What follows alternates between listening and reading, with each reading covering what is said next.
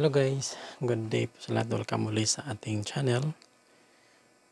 So for today's video guys, ituturo ko sa inyo kung paano magtanggal ng cutter blade at saka magpalit ng bagong blade.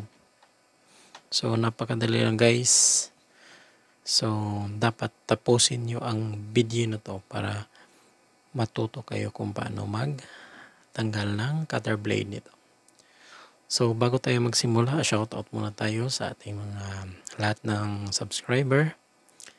Maraming salamat po sa inyong pag-subscribe at panonood sa aking mga videos na i-upload.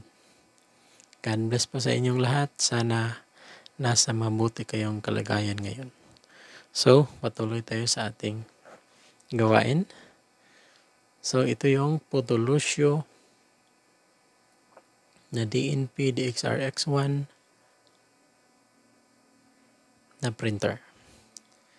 So ituturo ko sa inyo kung paano magtanggal ng cutter blade. So ang video na to is requested po. May nag-request po sa video na to. So sir, kung kayo ay nanonood, ito na po yung request ninyo na video kung paano magbaklas ng cutter blade. So simulan na natin. So siyempre, di na natin tatanggalin ang magkabilang side na cover ng DNP printer. So need lang natin tatanggalin is dito sa harapan lang ang tatanggalin natin na cover. So center natin para makita ng ating video. So may tray dito. Assuming may tray, yung tray ko, hindi ko na kalimutan ko kung saan ko yun nalagay. So tatanggalin yung tray dito, paper tray. So tapos may dalawang tornilyo dito. So tatanggalin natin to, dalawang tornilyo.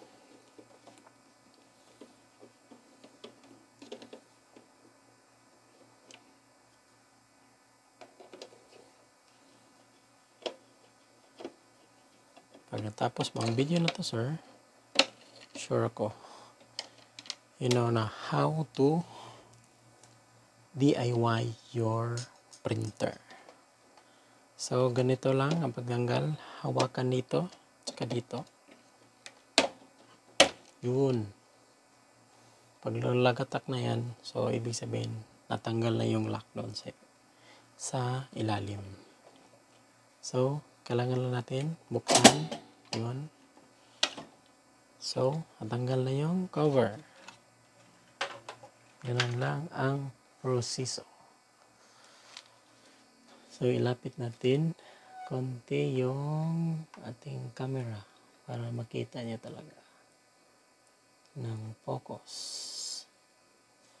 So yan, never mind sa kalat. Yan sa gilid. So ito na yung cutter blade. Ito yung gumugulong para mag-cutting ng papel. Ayan.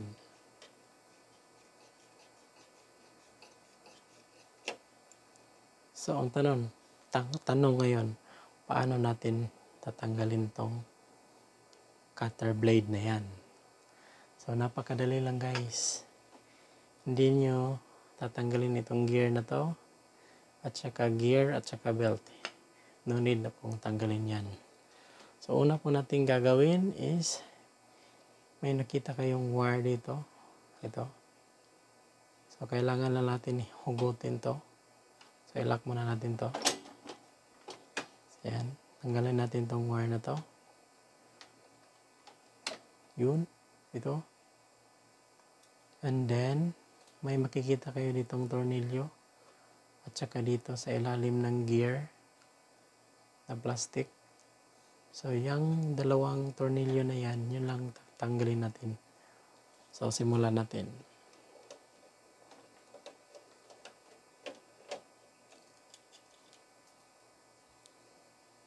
So ito yung tornilyo isa.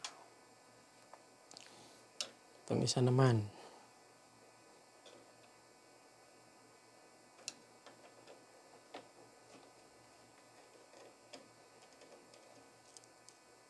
Ayun. Dalawang tornilyo. So, anong susunod? Then, hugutin na natin to ng buo. So, yan. Tcharing! Ito na yung set ng cutter blade ng DNP. So, ito na yun. So, ito yung motor niya. Yung dynamo niya. So, hugutin lang dito. So, natanggal na siya. Ito yung cutter blade niya. Kung mapurol na yung cutter blade niyo, tapos marami kayong unit na sira-sira na, tapos yung ibang parts is pwede pa. So, need nyo lang i-swap. So, ito na yung gear kanina na pinakita ko sa inyo na ikot-ikot lang natin na ito ay tatakbo. Yan. Mapurol na yung banda rito. So, swapping nyo lang yan. Mga blade na yan. Para magamit pa. Kung available kayo ng maraming unit ng DNP. So, yan. Ganun lang. Kadali, guys. So, 2012 pa ito na model. So, matagal-tagal na rin. So, napakadali lang, di ba? So, no need na nating tatanggalin yung ibang mga parts nito. Kasi set na po siya. Buo na. So, kung sa pagbalik naman, so, ganun lang. Kung ano yung tinanggal natin, yan din ibabalik natin. Gaya dito, yung wire dito.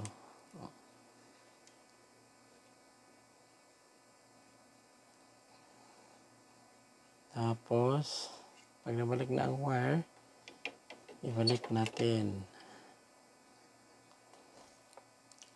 So, kailangan ikita niyo yung plastic na to. Tapos, may spring. So, kailangan yung iangat itong may spring. Yan. Para makapasok. Yung plastic na parang bahay. Kaganon. Tapos, tornilyo natin. Balik mo lang yung mga screw. Yung dalawang screw. Basta wag mo lang kalimutan yung wire dito. Kailangan mong ibalik yun. Kukonek mo yun para nga may connection siya.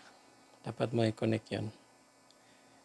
Then after, sa kabilang side naman,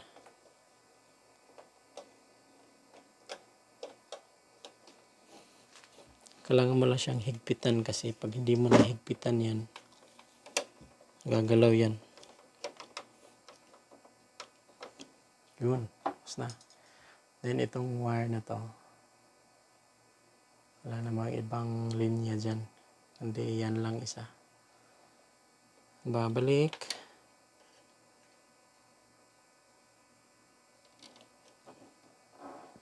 Tulak mo. So yun, tapos na. Ganun lang po ang pagtanggal at pagbalik ng cutter blade ng DNP printer. Yan, functional na siya. Yan. Mano-mano natin kung nag-plug ba siya or hindi umiikot. Balik natin, balik.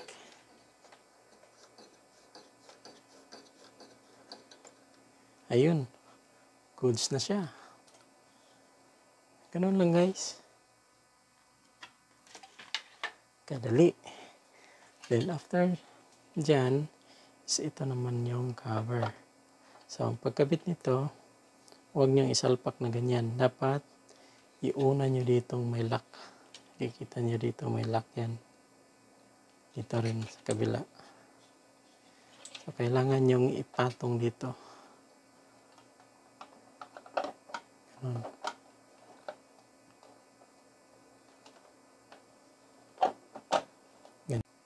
So, ganun lang po guys, kadali ang pag-replace ng bagong cutter blade ng DNP DXR X1 series na model na DNP printer. So, ganoon din po ang pagbalik ng cover. Tapos, ibalik na rin yung tornilyo. At saka, tapos na yung gawain. So, ganoon lang po kasimple. So, maraming salamat po guys sa panonood sa ginawa kong video. Sana may natutunan kayong marami na pwede nyong ma-apply sa pag-DIY ninyo sa sarili ninyo mga printers. Kung marami kayong printers. Kung isa lang yan, marunong din kayo kung paano na i-troubleshoot para hindi na kayo pupunta sa technician or ipapaship nyo pa yung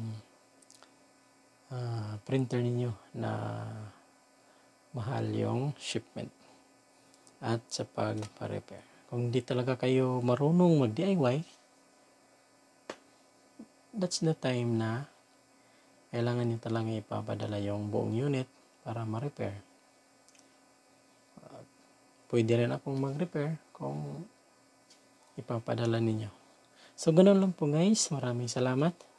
God bless pa sa inyong lahat. Bye-bye.